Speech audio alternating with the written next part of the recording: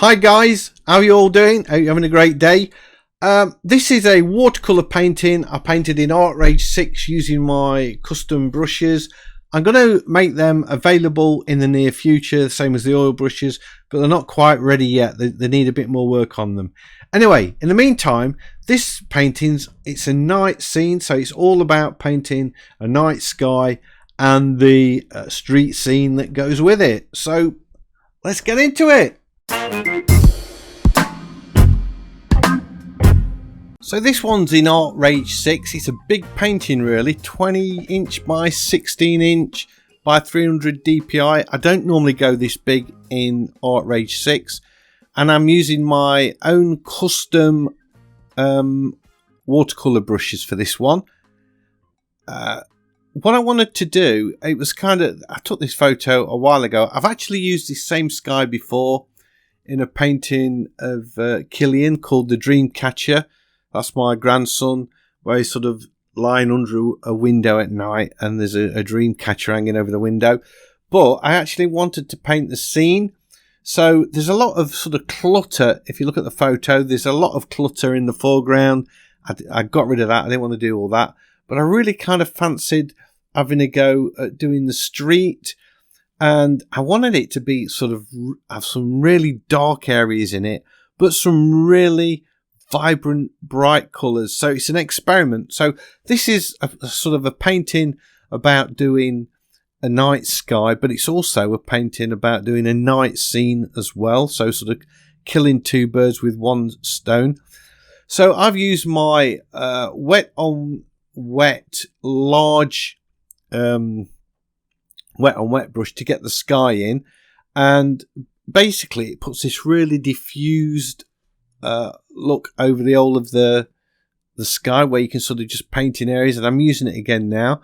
I'm creating layers in here, and you can see I'm just sort of gone off track a bit, but on the trees I sort of sculpt those out with the eraser and leave these sort of odd edges.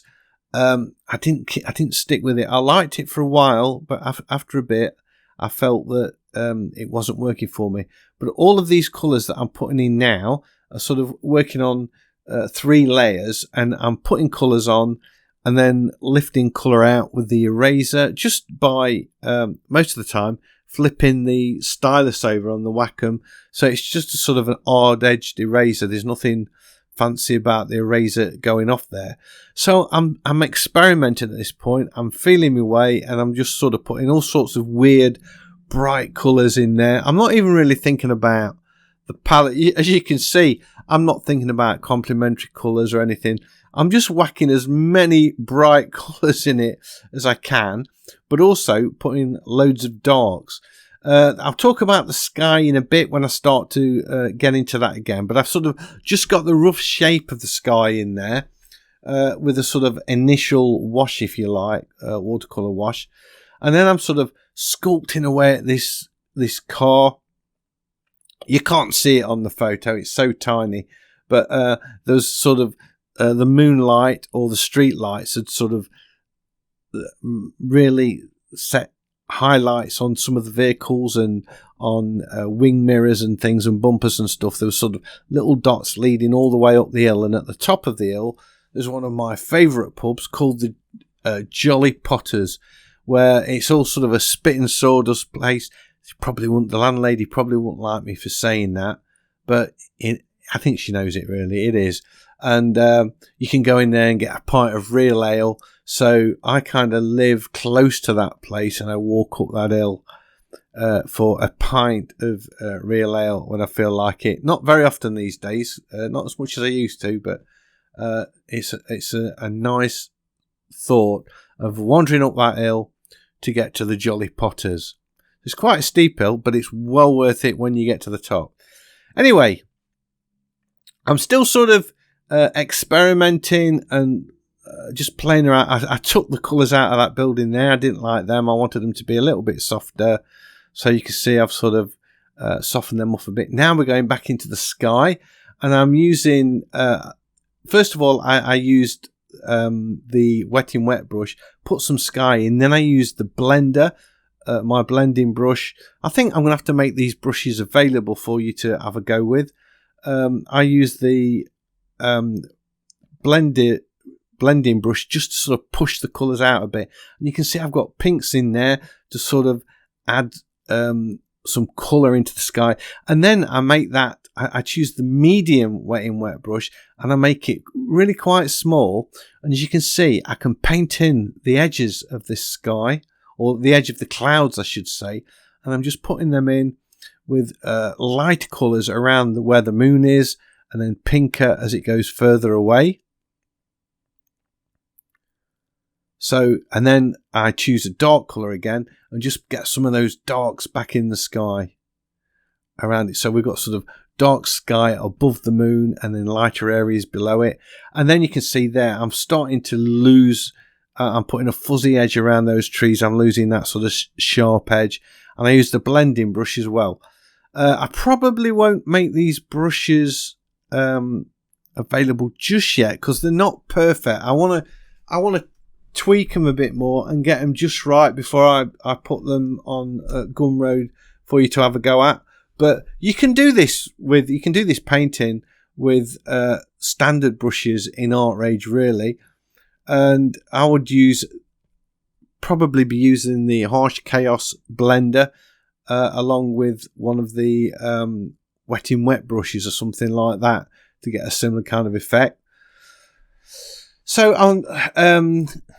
rather than using erasers to lift colour out, because I keep merging layers down, but I created an add layer and then just to put those highlights in, and then below it I put another layer in to put the orange glow around those balls.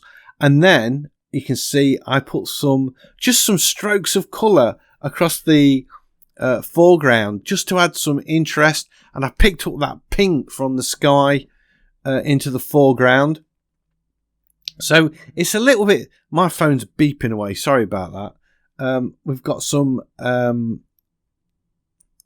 like a little bush in the foreground, and I'm sort of putting detail in this little bush in the midground, but it is all a bit fuzzy and a little bit abstract. And then I decided that I wanted to put these cars in. So what I did, I created a layer. I used the rigger brush and sketched them in because I felt like I wanted to do a reasonable job of them. And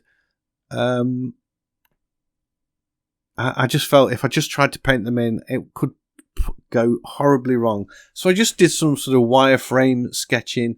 It helped me size them up and get them exactly where I wanted before I started putting the paint on. So I then created another layer because once I've done the painting, I'm just gonna delete the layer or hide the layer of the wire drawing. I don't want that, so I'm just used that to get the cars in there and just sort of make sure that they are the sort of right shape and proportion of everything. You can see I'm getting them in quite dark now, but that isn't gonna stay. I put some brushes of really bright colour over them in a bit because I wanted them to pop a little bit. Putting some of those highlights in. This is where the street lights or the moon's just catching them. And then you can see I put these really bold colours, even more stronger colours. Because even though, at night, this is a contradiction really, because at night, to see, bright colours, you need strong daylight. And at night, everything's grey and dull looking, or orange if you got orange street lights or whatever, and nothing sort of as vibrant as this. So you'd probably never ever see a scene like this, but this is probably why I wanted to have a go at putting some crazy colours on it. The car, I felt the green of that car doesn't work with the rest of the painting, so I'm going to have to deal with that. But in the meantime, I create a multiplier layer and get some more shadows on there to give it a sense of night. And then I try putting a few diffuse colours around the lights just to lift them up a little bit. Lots and lots going off on this painting. It was a real experiment with layers. I'm enjoying doing that at the minute, and you can see there I'm sort of trying different effects. And you notice now the green car's gone. That really bright colour off. I just didn't feel like it worked. So there we go. That is my night sky or street scene leading up to the Jolly Potters. Hope you've enjoyed this video. If you have, a big thumbs up as always is much appreciated. And if you're new to the channel, please consider subscribing, because I've got lots of videos like this and I would love to be sharing them with you. So hopefully I'll see you all in the next one. Bye.